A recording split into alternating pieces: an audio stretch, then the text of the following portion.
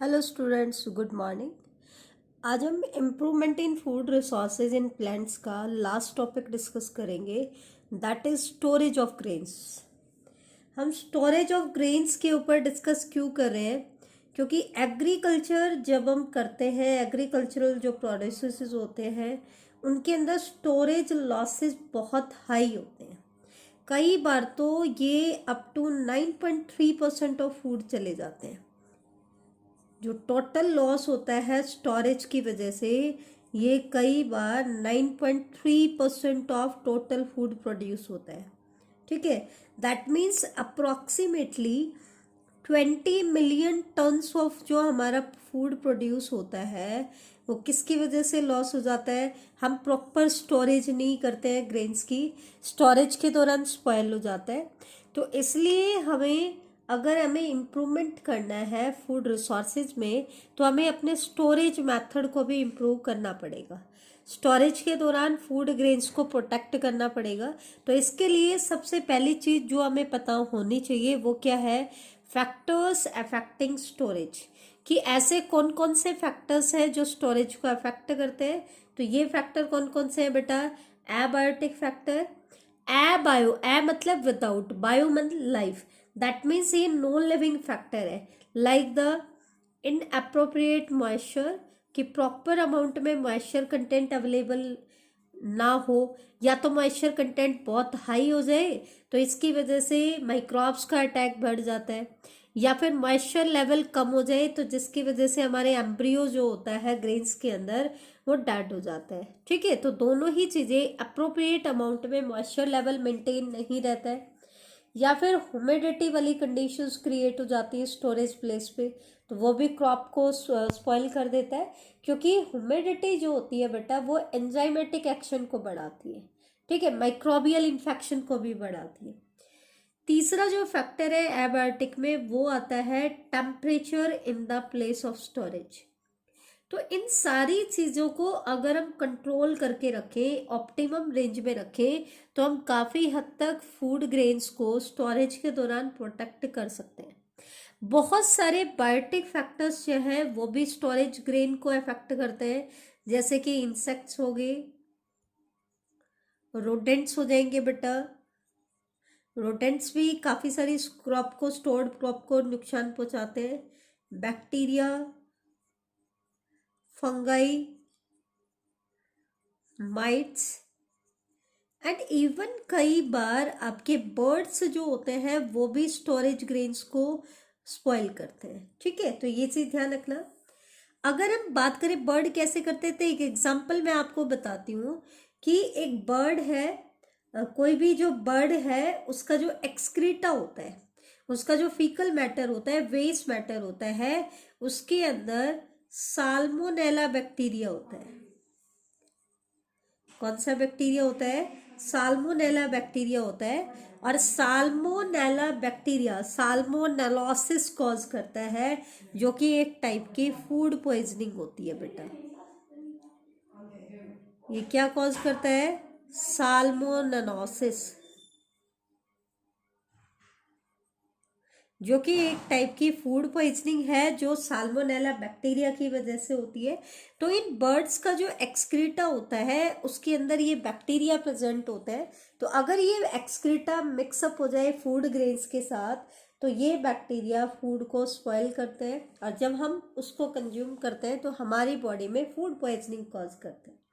ठीक है, तो ये कई सारे फैक्टर्स हमने देखे, एबायोटिक फैक्टर, बायोटिक फैक्टर। तो ये जो सभी फैक्टर्स हैं दे कॉज, इनकी वजह से क्या होता है? Degradation in quality of food grain. Food grain की क्वालिटी जो है वो डिग्रेड हो जाती है। क्वालिटी अपने आप डिग्रेड होगी, जैसे टॉक्सिन्स इसमें प्रोड्यूस हो रहे हैं, बैक्टीरिया फूड पॉइजनिंग कॉज कर रहे हैं। ठीक है, टेम्परेचर उसको अफेक्ट कर रहा है, ह्यूमिडिटी उसको अफेक्ट कर रहा है। तो ये सारी चीज़ें अल्टीमेटली फूड ग्रेन की क्वालिटी को डिग्रेड कर रही है। फूड ग्रेन्स जो होते हैं वो अपने वेट को भी लॉस करना शुरू कर देते हैं, लॉस इन वेट हो जाता है। कई बार फूड ग्रेन डिसकलराइज भी हो जाते हैं या फिर उनका कलर चेंज हो जाता है, तो उनकी मार्केट वैल्यू क्या हो जाती है बेटा, कम हो जाती है। तो डिस्कलरेशन ऑफ प्रोड्यूस भी एक इम्पॉर्टेंट कॉज है जो कि स्टोरेज के दौरान ही होता है। कई बार क्या होता है, हमने सीड को स्टोर तो कर दिया, लेकिन अगर हम उनको प्रॉपरली स्टोर नहीं करते हैं तो वो अपनी जर्मिनेशन एबिलिटी को रिड्यूस कर लेते हैं। ठीक है, तो रिड्यूस्ड जर्मिनेबिलिटी क्या हो जाती है, रिड्यूस्ड हो जाती है। जर्मिनेशन की जो एबिलिटी है वो भी रिड्यूस हो जाती है। तो सीड्स अगर जर्मिनेट नहीं होंगे तो नेक्स्ट क्रॉप नहीं बनेगी, तो वो ग्रेन्स हमारे किसी काम के नहीं है। कई बार कुछ जो एजेंट्स होते हैं वो ग्रेन्स को कट भी कर देते हैं, that means cutting of grains भी हो जाते हैं। तो ये सारे जो भी चीज़ें हो रही है फूड स्टोरेज, स्टोर्ड फूड के अंदर, ये अल्टीमेटली उसकी मार्केटेबिलिटी को पुअर कर देती है, उसकी मार्केटिंग वैल्यू को क्या कर देती है बेटा, पुअर कर देती है। तो फार्मर्स को उनकी प्रॉपर वैल्यू नहीं मिल पाती है और उनकी सारी मेहनत खराब हो जाती है।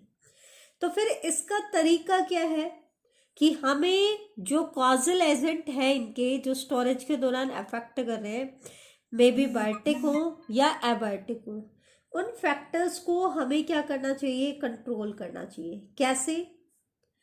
एक तो प्रॉपर ट्रीटमेंट दे। अगर कोई बायोटिक फैक्टर है तो उसके लिए हम क्या दें, प्रॉपर ट्रीटमेंट दें। और अगर एबायोटिक फैक्टर है और इवन बायोटिक के लिए जो सिस्टमेटिक मैनेजमेंट होती है वेयर हाउसेस की, जहां पर हम उनको स्टोर करते हैं, वो हेल्प करती है हमें उनसे प्रोटेक्ट करने में। तो systematic management of warehouses, अगर वेयर हाउसेस को सिस्टमेटिकली मैनेज किया जाए, जैसे प्रॉपरली एरी हो, धूप उनमें आती हो, ठीक है, ऐसी कंडीशन हो, तो इवन बायोटिक और एबायोटिक दोनों फैक्टर्स को हम कंट्रोल कर सकते हैं। ठीक है, तो ये चीज़ भी होनी चाहिए। तो so before storing food grain, जब भी हम फूड ग्रेन को स्टोर करें, before storing food grains for future,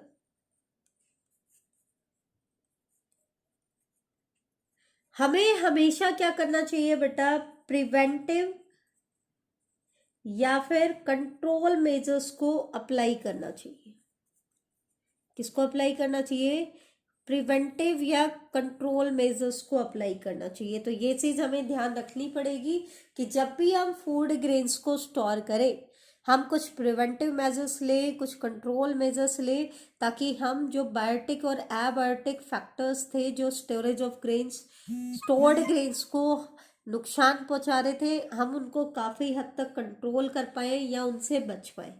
ठीक है, तो दोनों मेथड हम पढ़ेंगे। सबसे पहले हम पढ़ेंगे प्रिवेंटिव मेथड।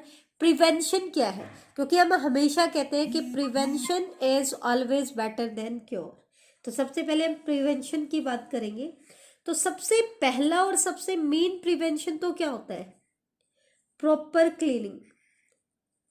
प्रॉपर क्लीनिंग हमें किसकी करनी है बेटा, ऑफ द प्रोड्यूस, जो हमारा प्रोडक्ट है उसकी हमें प्रॉपर क्लीनिंग करनी है बिफोर स्टोरेज। क्यों करनी है, ताकि उसके अंदर कोई भी, अगर आपका कोई भी स्पोर है किसी भी डिजीज कॉजिंग एजेंट का, या कोई भी उसके अंदर इम्प्योरिटी है, तो हम उसको प्रॉपरली रिमूव कर पाए। इवन जो गोडाउन्स या स्टोर हाउसेज हम यूज कर रहे हैं, उनकी भी प्रॉपर क्लीनिंग होनी चाहिए। क्या होनी चाहिए, they should be properly cleaned, वो भी प्रॉपरली क्लीन्ड होने चाहिए। ठीक है, और इवन फूड ग्रेन के स्टोरेज के लिए जो हम गिनी बैग्स यूज करते हैं या जो भी हम कंटेनर्स यूज करते हैं बेटा, कोई भी गिनी बैग्स मतलब बोरी वाले जो बैग होते हैं, या कोई भी कंटेनर हम यूज कर रहे हैं, तो वो कंटेनर भी प्रॉपरली क्लीन्ड होने चाहिए, ड्राई होने चाहिए एंड प्रॉपरली फ्यूमिगेटेड। फ्यूमिगेशन जो है वो मोस्ट कॉमन मेथड है जो यूज़ किया जाता है, मोस्ट इफेक्टिव मेथड है कंट्रोल मेथड में। तो जो भी हम गिनी बैग्स या कंटेनर यूज़ कर रहे हैं उनको भी प्रॉपरली फ्यूमिगेट किया जाना चाहिए। प्रॉपरली ड्राई करें, ठीक है, प्रॉपरली क्लीन करें सबसे पहले, फिर ड्राई करें, फिर फ्यूमिगेट करें, ठीक है, ताकि उनके अंदर उनकी वजह से कोई भी क्रॉप हमारी स्पॉइल ना हो। एक मेथड होता है ड्राइंग, कि हमें जो भी हमारी हार्वेस्ट है, ठीक है, हार्वेस्टिंग के टाइम पे जो भी हमारा प्रोड्यूस है उसके अंदर मॉइस्चर कंटेंट जो होता है ना बेटा, हार्वेस्टिंग के टाइम पे उसमें मॉइस्चर कंटेंट होता है 15 to 35%। कितना होता है? 15 to 35% बाई वेट, ठीक है। लेकिन स्टोरेज के दौरान इट शुड बी बिलो 15%, ठीक है। 15% से नीचे होना चाहिए इसमें मॉइस्चर लेवल। क्यों? क्योंकि आपको पता है जैसे जैसे हम मॉइस्चर लेवल को कम करेंगे मेटाबॉलिक एक्टिविटी रिड्यूस हो जाएंगी। मेटाबॉलिक एक्टिविटी क्या हो जाएंगी बेटा? रिड्यूस्ड हो जाएंगी, ठीक है। मेटाबॉलिज्म रिड्यूस होगा तो सीड अगर है तो वो मे बी डॉर्मेंट स्टेज में एंटर कर जाए, ताकि नेक्स्ट फेवरेबल कंडीशन जब तक आए तब तक वो सीड जर्मिनेट ना हो, ठीक है। दूसरा क्या है, अगर सीड्स नहीं है, कोई और प्लांट प्रोड्यूस है, तो भी मेटाबॉलिक एक्टिविटी रिड्यूस हो जाएंगी, तो पेस्ट का अटैक भी क्या हो जाता है? रिड्यूस हो जाता है। तो ये चीज तो थे प्रिवेंटिव मेथड। अब हम आते हैं कंट्रोल मेथड। कंट्रोल मेथड में सबसे पहला मेथड आता है केमिकल मेथड। सबसे पहला मेथड कौन सा आता है बेटा? Chemical method. केमिकल मेथड में हम पेस्टिसाइड सॉल्यूशन को स्प्रे करते हैं। किसको स्प्रे करते हैं? पेस्टिसाइड सॉल्यूशन को। किसके ऊपर स्प्रे करते हैं? गिनी बैग्स के ऊपर जिनके अंदर फूड स्टोर्ड फूड ग्रेन्स है, ठीक है। इवन कई बार ये पेस्टिसाइड सॉल्यूशन हम यूज करते हैं for disinfecting the whole godown.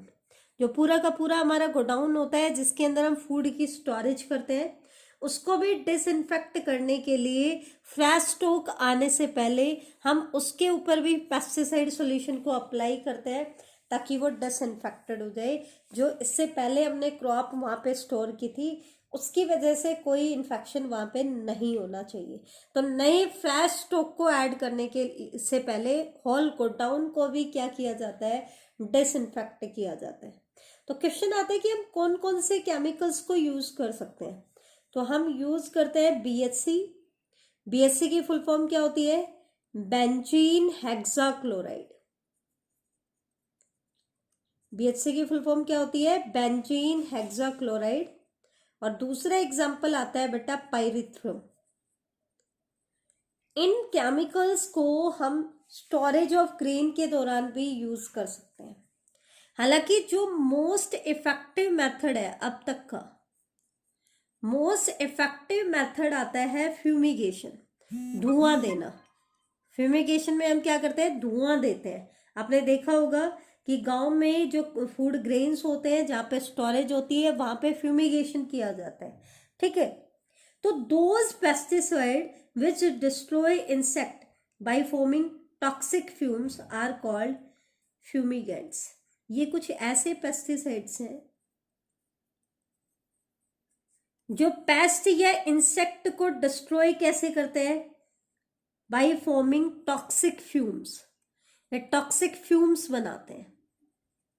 वहां पर हम केमिकल्स को स्प्रे कर रहे थे, यहाँ पर हम जो भी हमारे पेस्टिसाइड लेते हैं, हम पेस्टिसाइड्स ही हैं, लेकिन ये पेस्टिसाइड टॉक्सिक फ्यूम्स की प्रोडक्शन करते हैं, जो पेस्ट को इन टॉक्सिक फ्यूम्स की हेल्प से क्या करते हैं बेटा? किल करते हैं। तो ऐसे पेस्टिसाइड जो टॉक्सिक फ्यूम्स की प्रोडक्शन करते हैं इनको हम कहते हैं फ्यूमिगेंट्स, और इस प्रोसेस को हम बोलेंगे बेटा फ्यूमिगेशन। ये प्रोसेस क्या कहलाएगा? फ्यूमिगेशन कहलाएगा बेटा, ठीक है। तो ये चीज ध्यान रखना।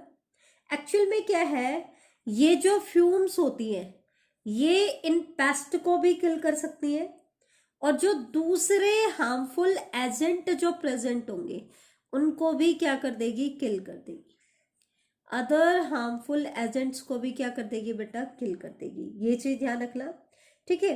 लेकिन जो फ्यूमिगेंट्स होते हैं बेटा, दे में बी सॉलिड, लिक्विड और गैसियस, तीनों फॉर्म में एग्जिस्ट कर सकते हैं। जैसे कि अगर हम बात करें, बहुत इंपॉर्टेंट है इनके एग्जाम्पल, एल्यूमिनियम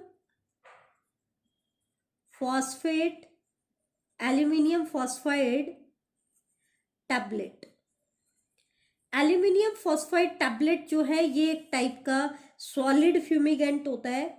इसको हम ब्लैक पॉइजन भी कहते हैं। ये कॉमनली पूछ लिया जाता है, ब्लैक पॉइजन किसको कहा जाता है। तो ब्लैक पॉइजन किसको कहा जाता है, एल्यूमिनियम फॉस्फाइड टैबलेट को हम क्या कहते हैं, ब्लैक पॉइजन कहते हैं। ये एक टाइप का सॉलिड फ्यूमिगेंट होता है बेटा।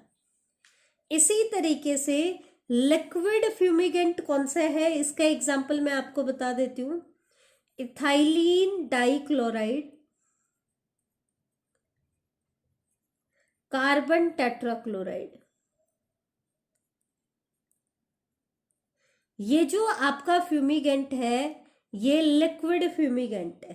कैसा है बेटा, लिक्विड फ्यूमिगेंट है। इथाइलिन डाइक्लोराइड, कार्बन टेट्राक्लोराइड, ठीक है। और गैसियस फ्यूमिगेंट का एग्जांपल मैं आपको बता देती हूँ, मिथाइल ब्रोमाइड।